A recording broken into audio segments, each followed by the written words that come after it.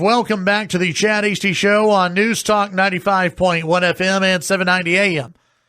KFYO, thank you for tuning in today. You can go to KFYO.com, see some of the latest news stories, including interviews with different candidates running for office. Also, updates on some of our nonprofit organizations holding some big fundraisers, including that Lions Club Pancake Festival going on this Saturday, and lots of other news and different events that you can find at KFYO.com. Early voting beginning today in the March 3rd primary, and joining us to discuss his campaign in the Republican primary for Lubbock County Commissioner in Precinct 3, Ysidro Gutierrez. Welcome back. Thank you, Chad. I'm happy to be back. Yeah. Out here to try to get voters in Precinct number 3 to vote for me. Well, for folks who may not know, you were elected once to county commissioner seat, correct? That is correct. I served from 2005 to 2008, 4-year term. At that point, I was a Democrat, but I got smart and I switched parties, and I've been a solid, hardcore Republican ever since then, supporting Republican candidates, donating to Republican candidates, attending the state convention twice, been a delegate to the Lubbock County Convention 4 times. So I've been pretty solid Republican. Yeah, and now you're seeking the Republican nomination for this post. I guess this is, you've got what, 3 people running in this primary. That is correct. Tell folks why you think you're the best person for the job in this primary. Well, there is absolutely no question that I am the very best qualified candidate in this primary. First off, I've got the 4 years experience. Experience counts. And in a minute, I'm going to share my 4 priorities to show what experience can do for a candidate. And then, of course, I have a master's degree from Texas Tech. I've got the education in economics, finance, accounting, management. I've got that in my background. But, Chad, the number one thing that I want voters to know about me is that I am a veteran. I've served 20 years in the Army, and I'm asking all of you veterans out there in Precinct number 3 to vote for me in support of a veteran. I have been supporting veterans since I came out of the military for over 20 years as a member of the American Legion Honor Guard. Veterans, taking care of veterans. We go out to the cemeteries. We render final honors to the veteran with a 21-gun salute, the playing of taps, and then we present the flag to the family in honor of the service and memory of that soldier. So, veterans, vote for a veteran, especially a qualified one. I wouldn't ask you to vote for me if I wasn't qualified. And I am the very best qualified candidate for this office. So you said you have 4 priorities yes, I for Lubbock County, and kind of give an overview of those. Sure. The very first one, Chad, is that we need to restore the budget reserves, because at the level that they are today, after all of the frivolous spending that happened over the last 10 years, Lubbock County is in danger. It is in risk of bankruptcy. So one of my 4 priorities over the next 4 years is to restore the budget reserves. That brings me back to my military time. In the military, we do everything by teamwork. Well, in order to restore the budget reserves, it has to be done in cooperation with the department heads, the court, the auditor, the investment officer. We have to do teamwork to restore the budget reserves. The second priority is to add a pod to the jail. Chad, Lubbock County is a high-intensity drug traffic area. It's been declared as such by law enforcement, FBI's, Secret Service, Texas Rangers, state police. Therefore, as a primary mission of the Commissioner's Court is public safety, we need to add a jail pod. And I understand that Sheriff Kelly Rowe has a study going right now, and if they come out with the recommendation of a new jail pod, I will support that completely, because we need to keep the people of Lubbock County safe. So, are you saying that you want to go ahead and do that and make that a priority to build a new pod? It is my priority over the next 4 years to add a pod to the county jail. Okay. Now, we had last week, we had County Commissioner Chad Hasty on the program, and he said that right now, he doesn't believe there's a need to do so unless the feds come in and say you have to do it. And what he's been mainly concerned about is that cases aren't moving through the court system fast enough, and that's why we have a backlog at the police. And he estimated that this would cost $40 million. He is correct. It would cost $40 million. We added a pod when I was commissioner. It cost $12 million back then. We need to do it now while it's $40 million, and not 10 years from now when it's $100 million. But what if we don't need it? What if we don't need it? No. Well, that's exactly correct. See, the sheriff is doing a study right now. If he says that we need one, I will support it. I disagree with Commissioner Chad C. on that.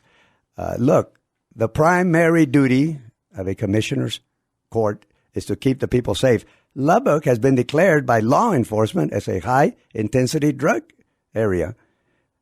The people of Lubbock County are in danger of this high crime. We need to put away the criminals that are convicted through due process, of course. Oh, and by the way, Chad, you kind of touched on my third priority there when you asked me about Chad C. And that is I am going to have as a priority over the next 4 years the establishment of a family law court or a criminal court. Now, there's that teamwork aspect again. In order to do that, over the next 4 years, I have to work with the Board of Judges, I have to work with the court, I have to work with our state legislators. And what that would do is kind of what Chad C. was talking about, reduce the backlog of people in the county jail. So that, excuse me, again, touches on my experience as a commissioner, because I realize that these things are needed in order for us to fulfill our primary mission of public safety here in Lubbock County. And the fourth priority is maintaining the roads. We have a $100 million bond that has been approved by the voters. That means that the Precinct 3 has a $25 million entitlement, and I hate that word, by the way. I hate the idea that we had to go to a bond. Over the last 100 years, county roads have been funded pay as you go. That's the way it was done for 120 years. And then all of a sudden, there's no money. So they went out for a bond, and I would have been against it myself. I think that the system, as it is established, pay as you go, is the way that it should be, and based on priority of that is founded on public safety. That's the way I would have done it. But since now I have $25 million, I'm going to use it to improve the roads. Well, now let me ask you this: the bond election that was passed, it was $100 million. That's correct. Was that divided up $25 million equally among all four precincts, or are you saying you want that you want $25 million directed towards Precinct 3? Because the best I remember, they were coming out with a list of roads that needed to be done.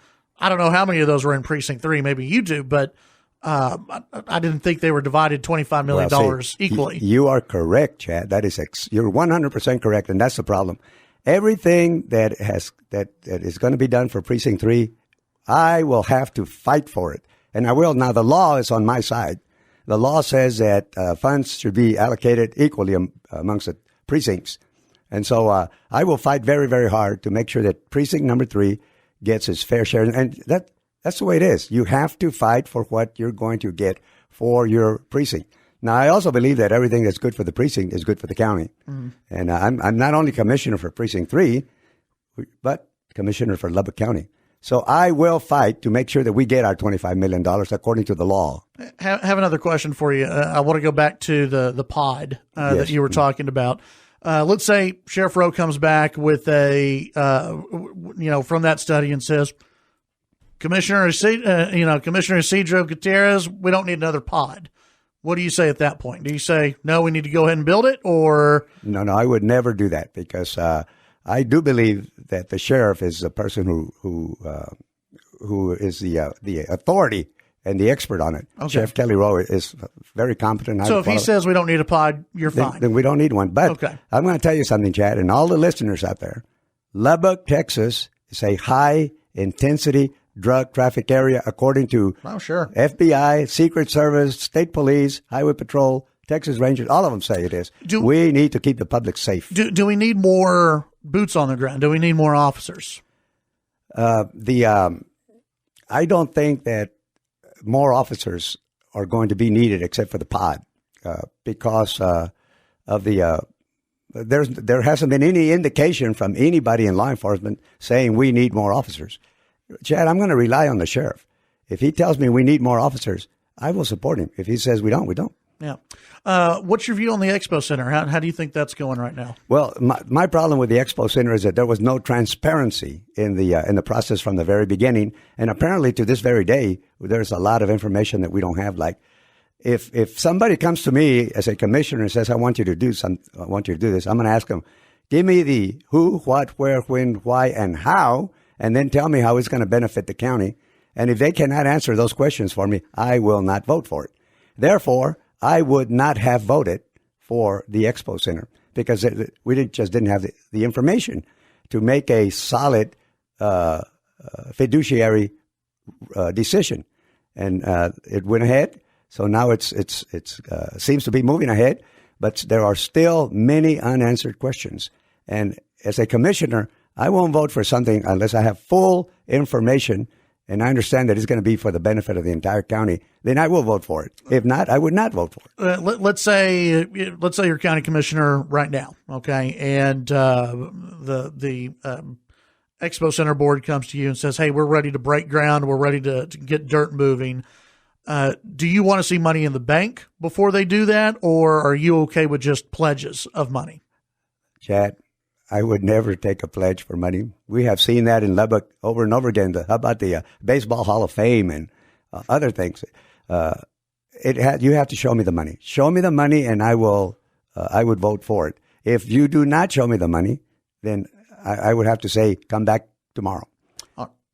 Tell folks how they can find out more about you. If you're on social media, any of that kind of good stuff, so folks can reach out. Well, Facebook is a great way, but I want everybody to have my phone number. It's 466-4564. Give me a call. I need financial support. I'm running against a millionaire. Oh, by the way, Chad, I heard you earlier say that if you vote early, you might miss something on somebody.